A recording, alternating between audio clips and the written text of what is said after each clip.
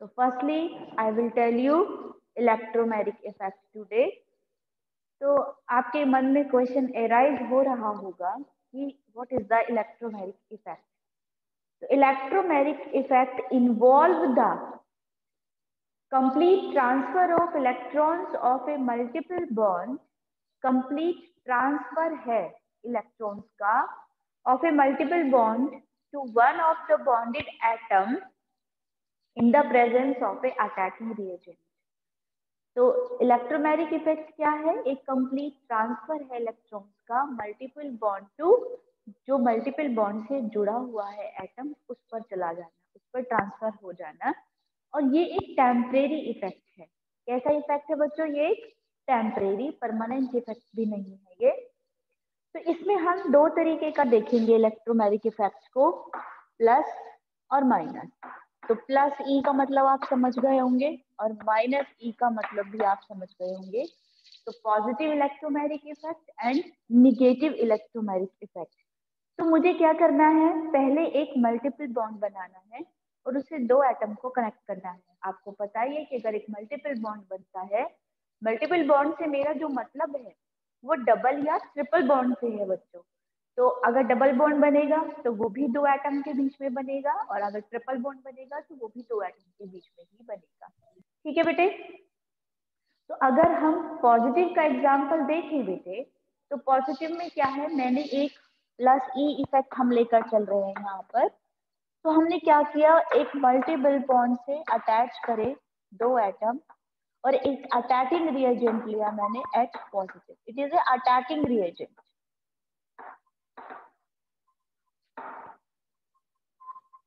मैंने आपको पहले भी बताया कि complete transfer of the electrons to the multiple bond to adjacent atom with the presence of the attacking reagent. तो आप किसी भी कार्बन को यहाँ पर हाईली, क्योंकि कार्बन है दोनों की इलेक्ट्रोनेगेटिविटी सिमिलर है, तो आप ये जो फिश कर्व एरो है उसको अगर इधर लगाते हैं तो उसका मतलब है कि ये वाला जो कार्बन है वो हाईली इलेक्ट्रोनेगेटिव है और ये पॉजिटिव है। तो चार्ज डेवलप हो जाएंगे, पोलैरिटी डेवलप हो जाएगी ना बच्चों? तो क्या हो जाएगा? और बॉन्ड ब्रेक हो जाएगा, ये हो जाएगा निगेटिव और ये हो जाएगा पॉजिटिव। ठीक है? क्योंकि जब पोलैरिटी डेवलप हुई तो चार्ज भी बनेंगे, और चार्ज बनेंगे तो किस तरीके से पॉजिटिव और नेगेटिव चार्ज डेवलप हो जाएंगे। अब आपको पॉजिटिव का ध्यान रखना है कि पॉजिटिव में जो पाई इलेक्ट्रॉन है जो मल्टीपल बॉन्ड से आ रहे हैं वो ट्रांसफर होते हैं उस एटम पर to which the reagent gets. Means in this effect, pi electrons of the multiple bond are transferred to that atom to which the reagent gets attached. मतलब जो यहाँ पर जिधर की तरफ वो यहाँ आएंगे उधर ही रिएजेंट अटैच हो जाएगा। ये हो जाएगा, चार्ज खत्म हो जाएगा, क्योंकि इस वाले कार्बन की चारों वैलेंसी कंप्लीट हो चुकी है, 1 2 3 4, और इस वाले कार्बन की वैलेंसी 3 है, तो पॉजिटिव चार्ज यहाँ बना रहेगा। मीन्स यहाँ पर जो इलेक्ट्रॉन का ट्रांसफर होगा वो उसी एटम की तरफ हो जाएगा जहां पर नेगेटिव चार्ज है और उसी से ही रिएजेंट अटैच हो जाएगा। तो it is the positive electromagnetic effect. अगर मैं निगेटिव की बात करती हूँ तो इस इफेक्ट में क्या होगा? जो पाई इलेक्ट्रॉन्स हैं मल्टीपल बॉन्ड के वो ट्रांसफर हो जाएंगे उस एटम पर, मीन्स जिस एटम पर वो ट्रांसफर होंगे उससे अपोजिट पर जाकर रिएजेंट अटैच हो जाएगा। ये हमारा प्लस ई ना होके माइनस ई होता है। तो अगर हम माइनस ई को देखें तो क्या होगा? ये हमारा, ये हमने क्या किया था? इलेक्ट्रोनेगेटिविटी अराइज करने के लिए हमने यहाँ पर ये फिश कर्व एरो लगाया और इससे शो किया कि इस कार्बन की इलेक्ट्रोनेगेटिविटी ज्यादा है कंपैरिजन टू दिस, तो it will be highly positive and it will be highly negative. अब मैं रिएजेंट जोड़ रही हूँ यहाँ पर, कोई निगेटिव ही लेके चल रही हूँ, तो वो कहाँ जाएगा बेटा? तो वो ट्रांसफर हो जाएगा इस तरीके से, C सिंगल बॉन्ड C, ये Cn है, ये नेगेटिव चार्ज। आ गया समझ में? तो यहाँ पर ये जो CN है वो अपोजिट साइड पे जाके अटैच हो जाएगा, जहां पर हमारा जो ट्रांसफर है जिस एटम पे हुआ है इलेक्ट्रॉन्स का, उससे जस्ट अपोजिट जाकर वो ऐड हो जाएगा। ठीक है, क्योंकि ये एक न्यूक्लियोफाइल है बेटा, तो ये नेगेटिव चार्ज वहां जाएगा जहां पॉजिटिव स्पीसीज होती है। That is the point. यहाँ पर जो CN मैंने जोड़ा है ये वर्क एज ए न्यूक्लियोफाइल, और ये न्यूक्लियोफाइल होने की वजह से ये कहाँ अटैच होगा, जहां पर कार्बन पॉजिटिव है, इसलिए बेटा ये पॉजिटिव पे चला गया, निगेटिव खाली रह गया। यहाँ पर मैंने ऐड किया था एक इलेक्ट्रोफाइल, तो वो इलेक्ट्रोफाइल अटैच होगा उस कार्बन से जो निगेटिव है, इसलिए निगेटिव पे जाके अटैच होगा। बस आपको ध्यान ये रखना है कि प्लस E में इलेक्ट्रोफाइल अटैचिंग रिएजेंट के लिए लेके चलना है, और वो प्लस वाले कार्बन पे जाके जुड़ जाएगा, और जो निगेटिव इलेक्ट्रोमैग्नेटिक इफेक्ट है उसमें हम एक न्यूक्लियोफाइल अटैचिंग रिएजेंट लेके चलेंगे, और वो प्लस वाले कार्बन पे जाके अटैच हो जाएगा। तो ये एक टेम्परेरी इफेक्ट है। इस तरीके से हम इलेक्ट्रोनेगेटिविटी सिमिलर होने पर भी फिश कर्व एरो लगाकर किसी भी इफेक्ट को शो कर सकते हैं, वहां पर हम एडिंग कर सकते हैं स्पेशल न्यूक्लियोफाइल और इलेक्ट्रोफाइल की। तो ये हमारी इसकी मैकेनिज्म है। That is the clear point. Okay,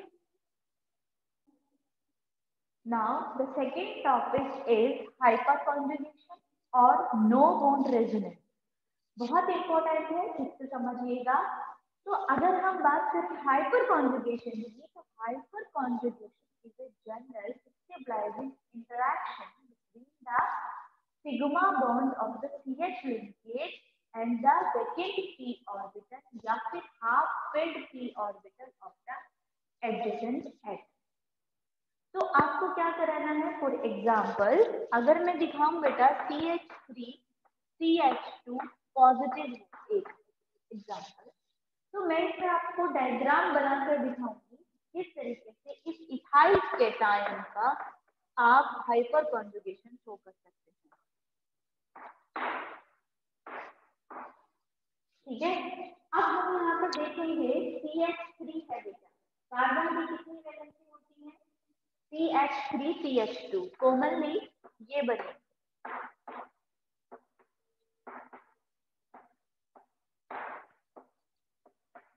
one positive charge का मतलब है कि एक H ने अपना स्पेस यहाँ से खाली कर दिया। ठीक है, वैकेंट है ना, एक H ने अपना स्पेस यहाँ से खाली कर दिया है, तो दो H जुड़े हुए हैं, और एक कार्बन का, इस कार्बन का वैकेंट p ऑर्बिटल हमारे पास प्रेजेंट। तो वैकेंट p ऑर्बिटल को इसको मैं इस तरीके से दिखा रही हूँ। आपको पता है p डब्बा शेप में होता है, तो इस तरीके से आपको दिखाई।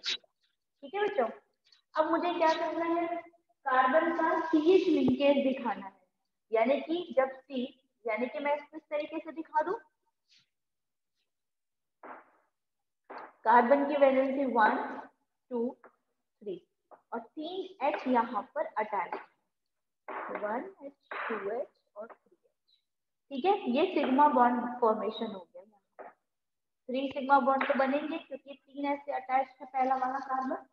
ठीक है, और दूसरा वाला जो कार्बन है यहाँ पर सिंगल बॉन्ड बनेगा, तो कार्बन की चारों वैलेंसी आपको दिख रही होंगी, क्लियर हो गई होंगी, 1 2 3 4 इस वाले कार्बन।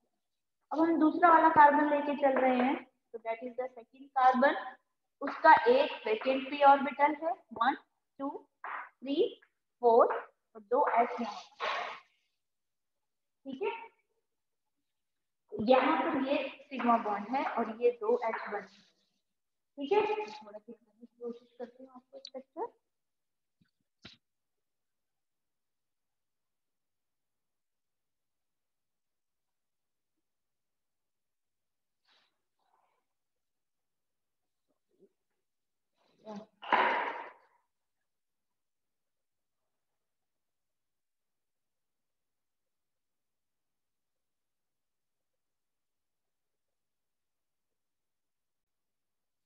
तो बेटा हमने यहाँ पर क्या किया है, मैं आपको इथाइल केटायन की स्ट्रक्चर के बारे में बता रही हूँ, और यहाँ पे मैं आपको हाइपर कॉन्जुगेशन दिखा रही हूँ। तो पहले इस डेफिनेशन को इस एग्जांपल की हेल्प से मैं आपको क्लियर कर रही हूँ। तो मैंने बनाया इथाइल केटायन। इथाइल केटायन का मतलब है CH3 CH2 पॉजिटिव। ठीक है, तो CH3 में 2 कार्बन है, तो दोनों कार्बन की 4 वैलेंसी मैं आपको दिखा रही हूँ, ऐसे घुमा के आपको क्लियर हो रही है।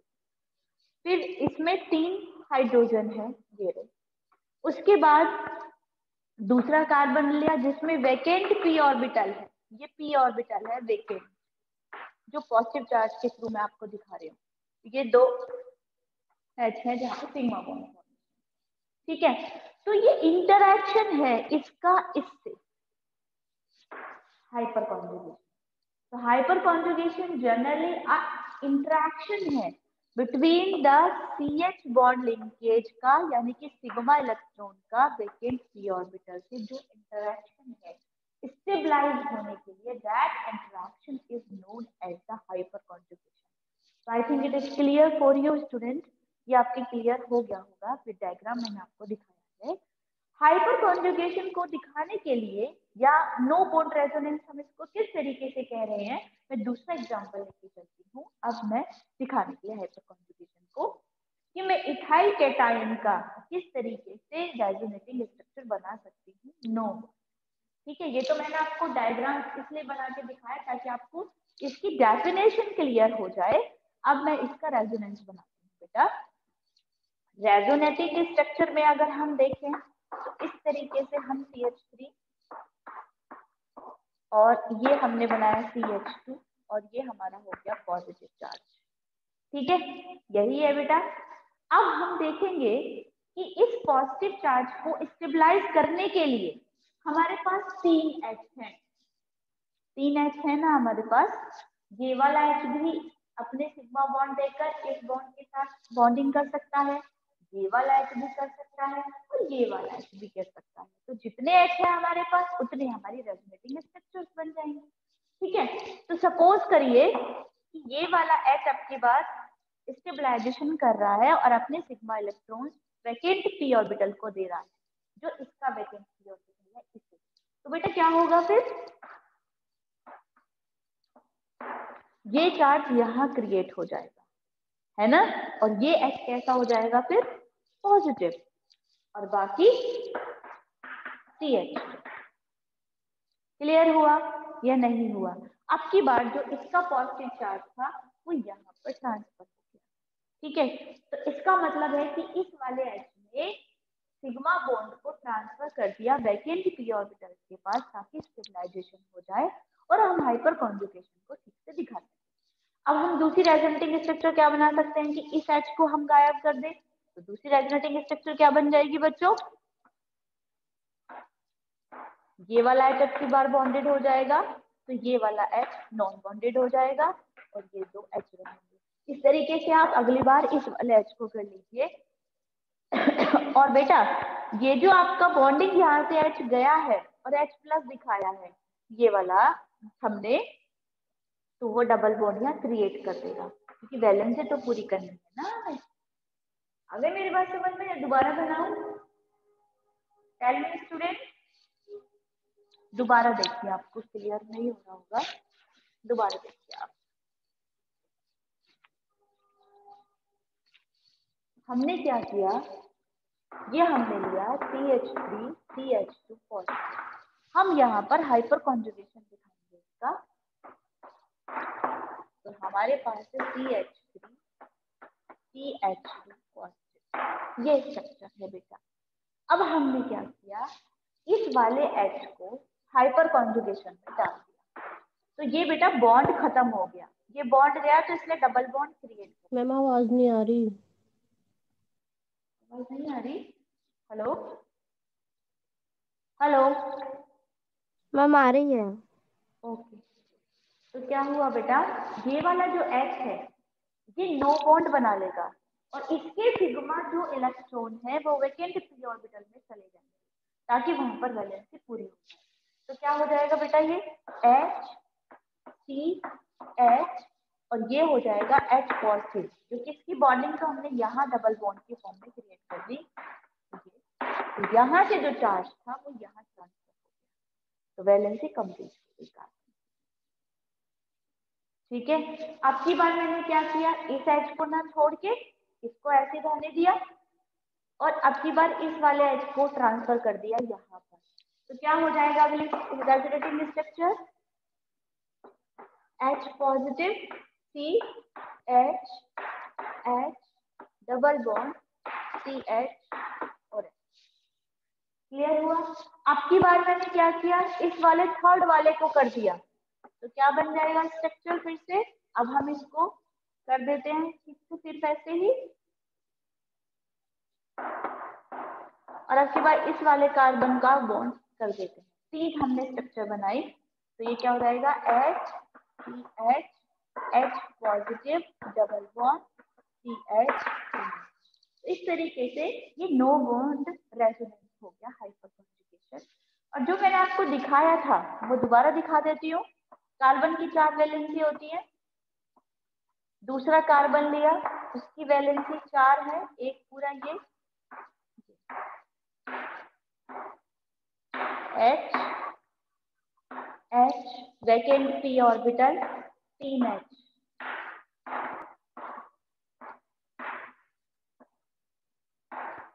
बन गया इथाइल कैटायन।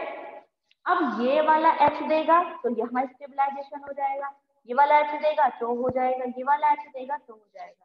तो जितने H 3 H है हमारे पास, तो उतनी ही रेजोनेटिव स्ट्रक्चर बनती चली जाएगी, क्योंकि इसका जो H है यहाँ से जो सिग्मा बॉन्ड बना है वो ट्रांसफर हो जाएगा सेकेंड p ऑर्बिटल में, ताकि वहां पर स्टेबलाइजेशन आ जाए और यहाँ पर इफेक्ट क्रिएट हो जाए, जिसको हम कहते हैं हाइपर कॉन्जुगेशन। ठीक है बेटा।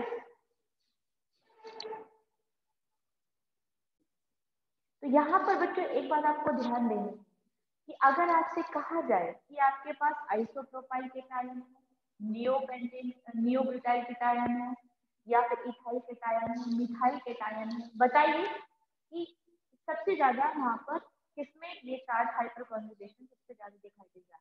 तो वही ज्यादा दिखाई देगा जहां पर इस कार्बन के अलावा जो दूसरा कार्बन जुड़ा हुआ है, जिसके पास ज्यादा से ज्यादा हाइड्रोजन होंगे, वही ये ज्यादा इफेक्ट शो ऑफ करेगा। अगर मैं आपसे कहूं कि आपके पास CH3 का होल प्राइस C और C पॉजिटिव है, तो आप समझ जाएंगे कि इस वाले कार्बन जो कार्बोकेटायन स्पीशीज है, जहां डेफिशिएंसी है, उससे जो अटैच कार्बन है वो बहुत सारे हैं, तो वहीं पर ये हाइपर कॉन्जुगेशन इफेक्ट ज्यादा होगा। ठीक है, तो इसका ऑर्डर आप इस तरीके से